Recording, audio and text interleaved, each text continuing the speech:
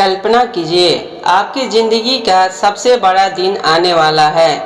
सालों की मेहनत, सालों का संघर्ष, सालों का इंतज़ार, और फिर जब सफलता आपके सामने खड़ी हो तभी आपके हाथ कांपने लगे, दिल घबराने लगे और आप सोचने लगे, क्या मैं सच में यह करना चाहता हूँ? क्या मैं सच में यह कर सकता हूँ?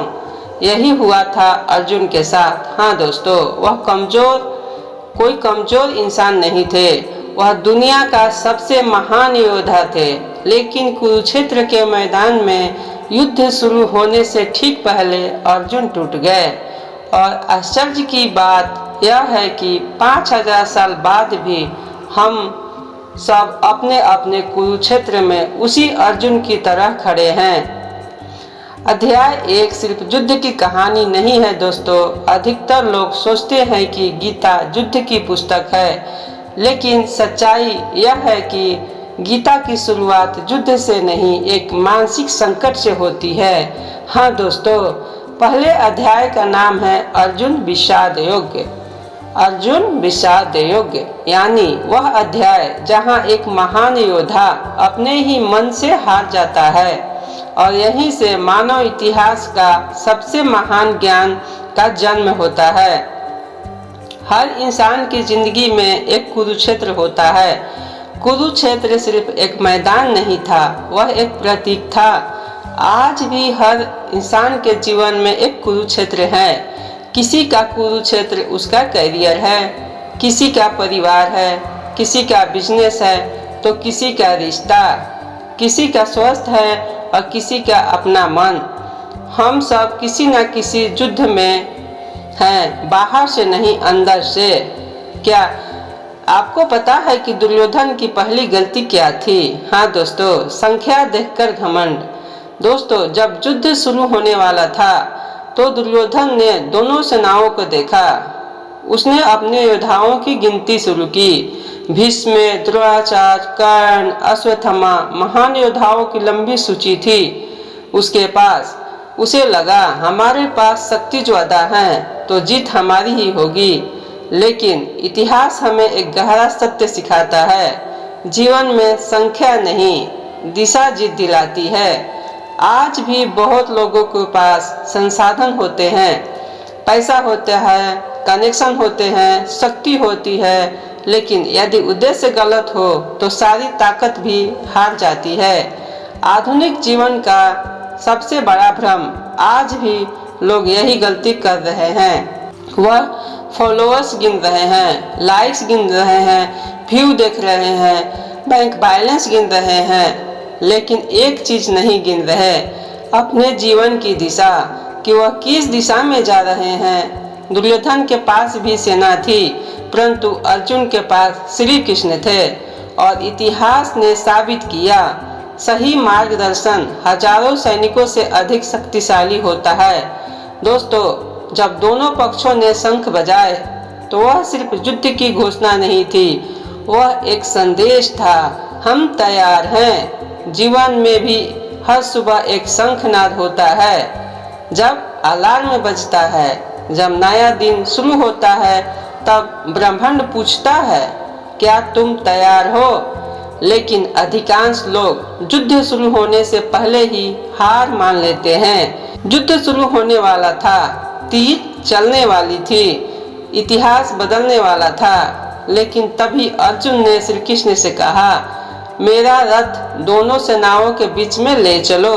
यह सुनने में बहुत साधारण वाक्य लगता है, लेकिन इसमें एक महान शिक्षा छिपी है। हाँ दोस्तों, एक महान शिक्षा।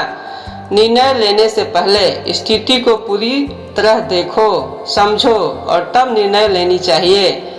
आज लोग बिना सोचे, बिना समझे नौकरी छोड़ देते हैं, रिश्ते तोड़ देते हैं, व्यापार शुरू कर देते हैं, जो मन में आया वो शुरू हो जाता है, गुस्से में फैसले ले लेते हैं। लेकिन अर्जुन पहले देखना चाहते थे, समझना चाहते थे, निरीक्षण करना चाहते थे, उसके बाद निर्णय लेना चाहते थे। और फिर वह क्षण आया जिसने सब बदल दिया। जब अर्जुन ने सामने देखा तो उसे दुश्मन नहीं दिखे, उसे अपने लोग दिखे, अपने गुरु, अपने दादा, अपने मित्र, अपने रिश्तेदार, अपने प्रियजन, और अचानक युद्ध व्यक्तिगत हो गया। और यही जीवन की सबसे बड़ी सच्चाई है। सबसे कठिन युद्ध कभी बाहर नहीं होते।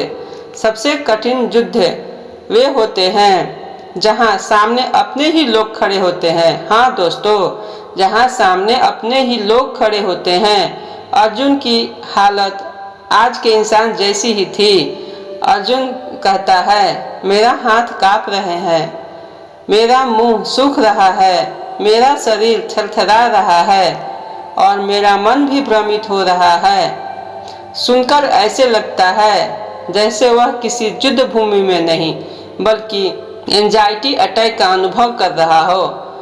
आज लाखों लोग यही महसूस करते हैं। इंटरव्यू से पहले, बिजनेस शुरू करने से पहले, स्टेज पर जाने से पहले, रिश्ते टूटने के बाद, कठिन निर्णय लेने के समय अर्जुन की सबसे बड़ी समस्या क्या थी? दोस्तों ध्यान से सुनिए। अर्जुन की समस्या युद्ध नहीं थी, समस्या मृत्यु भी नहीं थी, समस्या हार भी नहीं थी। अर्जुन की समस्या थी अत्यधिक भावनात्मक उलझन। जब भावनाएं बहुत ज़्यादा हावी हो जाती है, हाँ दोस्तों, जब भावनाएं बहुत ज़्यादा हावी हो जाती है तो बुद्धि काम करना बंद कर देती है। और जब बुद्धि काम ही नहीं करेगी तो अच्छे निर्णय, शक्तिशाली निर्णय भी व्यक्ति नहीं ले पाता है। और यही आधुनिक इंसान की भी समस्या है। हम जानकारी की कमी से नहीं हार रहे हैं, हम भावनाओं की अधिकता से हार रहे हैं। हमें पता है कि व्यायाम करना चाहिए, एक्सरसाइज करना चाहिए, फिर भी नहीं करते। हमें पता है कि समय बर्बाद नहीं करना चाहिए, फिर भी हम समय बर्बाद करते हैं। हमें यह भी पता है कि डर छोड़ना चाहिए, फिर भी हम डरते हैं। तो दोस्तों, इसी प्रकार आपके पास भी ज्ञान की कमी नहीं है, स्थिर मन की कमी है। पहला अध्याय हमें क्या सिखाता है? दोस्तों, पहला अध्याय हमें यह सिखाता है कि कृष्ण अभी उपदेश नहीं दे रहे हैं, वह सिर्फ सुनते हैं। वो हमें सुनना सिखाता है। क्यों? क्योंकि जब तक इंसान अपनी समस्या स्वीकार नहीं करता तब तक समाधान उसके अंदर प्रवेश नहीं करती, प्रवेश कर ही नहीं सकती।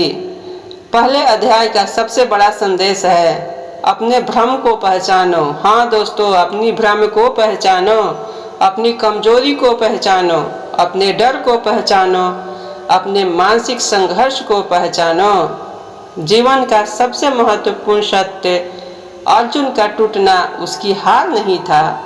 अर्जुन का टूटना उसकी हार नहीं था, वह उसके परिवर्तन की शुरुआत थी।